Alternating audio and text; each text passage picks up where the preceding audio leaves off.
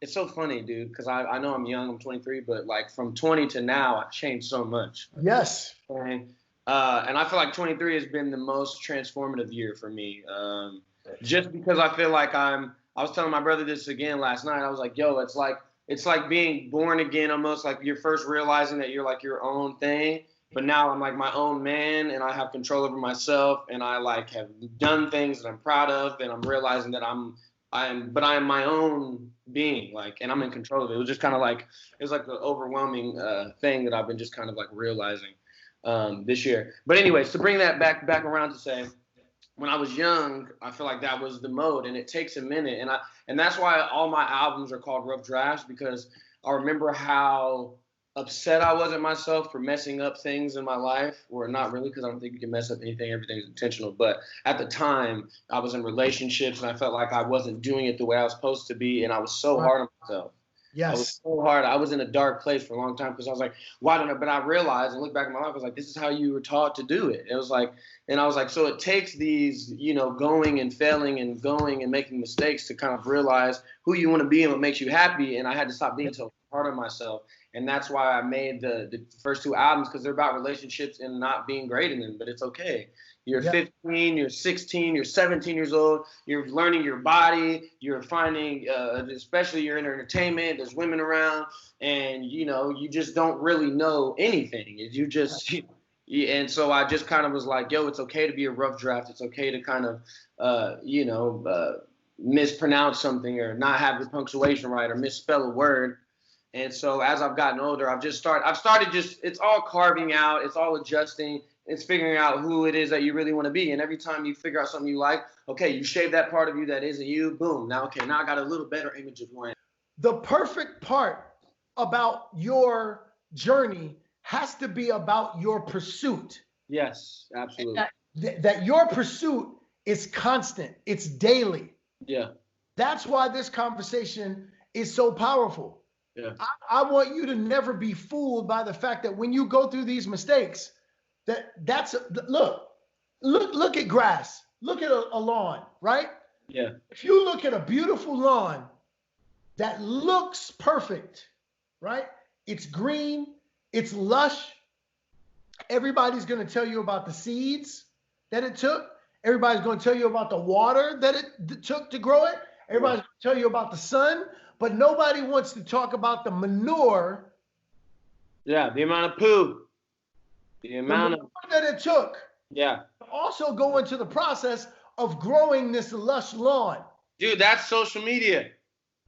Totally. That's social media. That's exactly what that is. People want to see the perfect picture, but they don't want to see all of the blood, sweat, and tears, and nobody wants to talk about that part. Nope. They see you do this phenomenal show. Yeah. They didn't see when they see you playing your guitar. Yeah. And singing. Yeah. And your post and how beautiful that is. What they don't see are the times where you had to try to learn how to play that note. Yeah. It didn't sound great. The blisters that came with it. You know what I'm saying? The blisters that came with it. They didn't see when I was at when I would be at your crib running around like, man, I just want to work. You know what I'm saying? Like all of these moments, dude, they're so important. And that's why, again, like you said, these are so. I just think it's vital for, like you said, people my age, people younger, and I'm specifically meaning from like ages like 16 to like 20, 21, yes. 20, like there's so much pressure because you start looking like a man, you start being forced into these positions of being older, and again, if you don't have anybody helping you into that, it can be like, yo, what the heck did I just get dropped into? It's like Hunger Games. Like I was just dropped here. Okay, now I got to learn. I got to provide for myself. I got to provide for the person that I love. I got to be on top of my stuff. I got to keep learning, but I also got to make time to teach someone. You know what I'm saying? Life just kind of unravels at a rate that maybe you weren't prepared for, and that's why it helps having these conversations and just letting people know. Like when I hear stories, it kills me, bro. It hurts my heart to hear about people taking their lives, especially like young black men. And I'm just like, dude, we're good at everything, okay? Anything that we want to do. So like when I hear that, I'm just like, that could have been the next president. That could have been the next, somebody that. So, but I feel like if that person knew that it's okay to be confused, it's okay to not have it figured out, it's okay to not have all the answers. It's all right. It's all right. Yes, and when you get and once you give yourself permission to say that you don't have the answers, now give yourself permission to go seek them out. Yeah. Right? That again, it's one of the reasons why I wrote Male versus Man, because I know that there were so many times in my life, to your point, in those formative years from 16 to 21, when I didn't have the answers, I didn't have my father around, where I go, well, where's the playbook? Yeah. Who's got the answers? Who's going to give me the coaching that I need in order to get there? Yeah. You know what I mean? And you said something that was powerful, because you said, now, what happens when I'm moving in these years of I look like a man? Yeah. That's listen, I was literally talking to Halle Berry today, and we were talking about this very thing, talking about how grown males who are wearing the uniform of a man. Yeah. Right? Facial hair, accoutrements of accomplishment, might have a nice car, might even be accomplished in his chosen career, his chosen field, but stuck in the mental capacity of a boy. Yeah. Right? There are a bunch of those running around society. Oh, dude. A lot of chaos. So how do we get from that space to where we're wearing this uniform, and society is going to expect us to perform as a man? Yeah. How do we get to that side? Yeah. Hi. As a singer, before you went in, you didn't go into the studio and you hit every note perfectly. And no. It didn't go that way. I'm going to be in there all day until it's right. All day until it's right. If we look at our manhood like that, through that lens, through that filter, that's how we know what our pathway forward is. Yeah, for sure. Because look, there's no way for you to know what a great note sounds like until you hear a bad note. Oh yeah. No, and that's why people were like, "How did you learn to sing?" And I was like, and even when it comes to directing, because I've been directing my music videos now and love it, different things. I'm just like, they're like, "How did you start that?" And I was like, I knew what I hated. I knew what I didn't like. I said, I watch a movie, and if I don't like a part, I'll ask myself, why don't I like it? And then if I do like something, I'm like, why do I like it? So when I'm creating something, as long as you don't like, and it's the same when I started learning to sing. I remember when I first started singing, when I first got signed, they just kept saying, he sounds like Chris Brown. He sounds like Chris Brown. He sounds way too much like Chris Brown. Because that's all I listened to. So then I started listening to other people. And by doing that, I realized, okay, I like how this person sounds when I do that. So let me grab that. Let me grab that. It's like, that's kind of how, life is. It's like, does this work for me? Does this not? And I only know that by knowing what I don't like.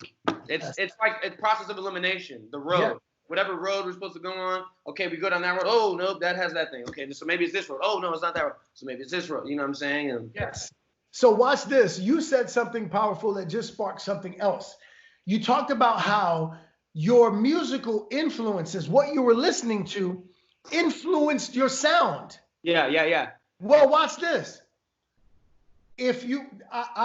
People have often said to me that I am I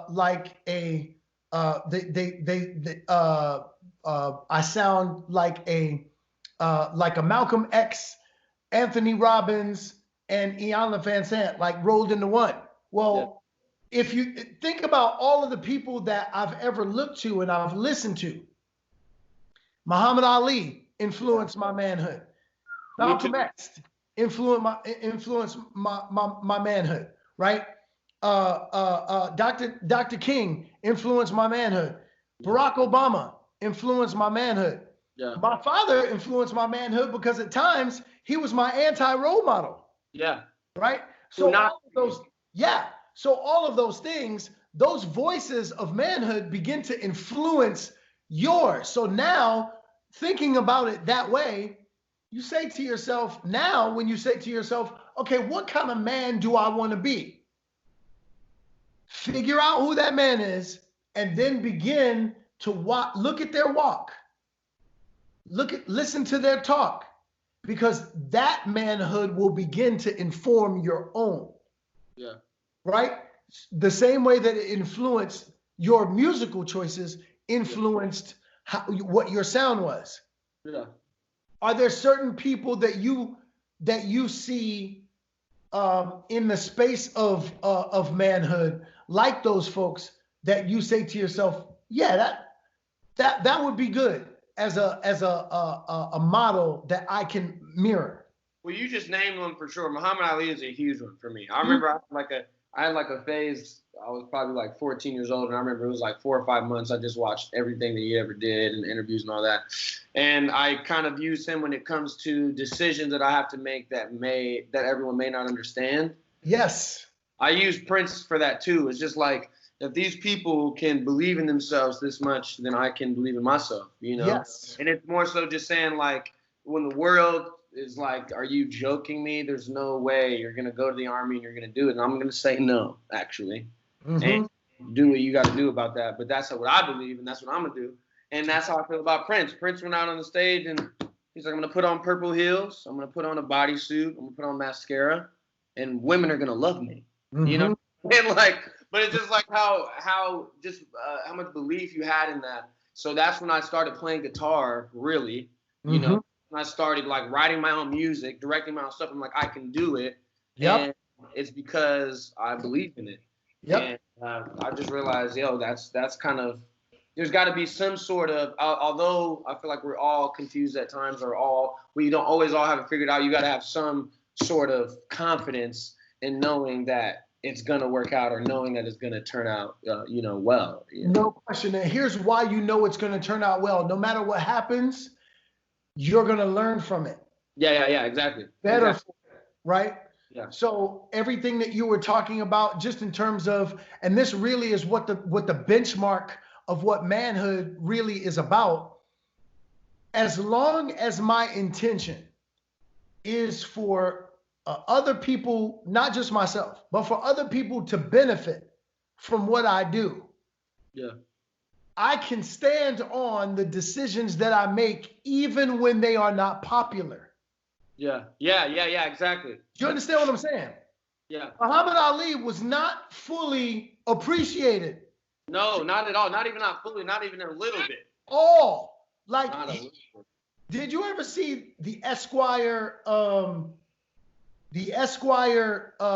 cover, magazine cover, where he's in his trunks, his boxing trunks, boxing shoes.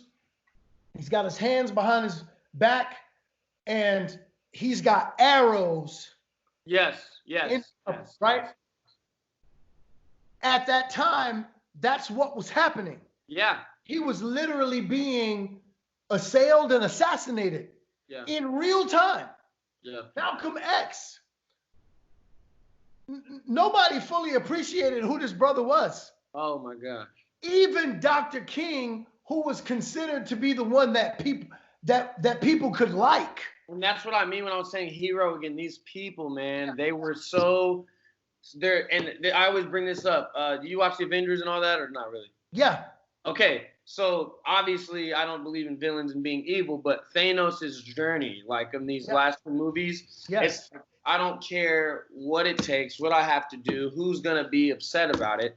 I have to do this. This is my calling. This is my purpose. And if they kill me for it, they kill me for it. You know, and most times that's how you know that what you're doing is on the right path. If the powers that be are like, oh, he's trying to show them the truth. Absolutely. He's trying to give them the keys. He's trying to make sure they know that they can do whatever they want to do. Like, you know, and that is scary. That is fearful for the people that don't want you to know that. That is, you know, they want you to have fear itself, fear that you can't accomplish something, fear that you can't whatever. And these people were like, they're going to know, and they're going to know because of me that they can do anything. And that's just the scariest thing in the world for people that are in control of it. Well, let me tell you something. That is the highest level of manhood, to be able to say, even when it's not popular, but that you know that what you're doing is on the side of righteousness. Yes, exactly. And that is on principle, and that other people will benefit from it. That's the most elevated space of manhood, bro. Yeah, for sure. Trevor. Yeah. I'm so proud of you. Thanks, man. I am so thankful for your trajectory, and you know that forever and a day, it's a phone call. It's a phone call. Water, bro. You're gonna hit these waves one of these days. Man, and guess what? We will do that. And we'll get I'll get back to the golf course. I got my club in the garage. We will do that.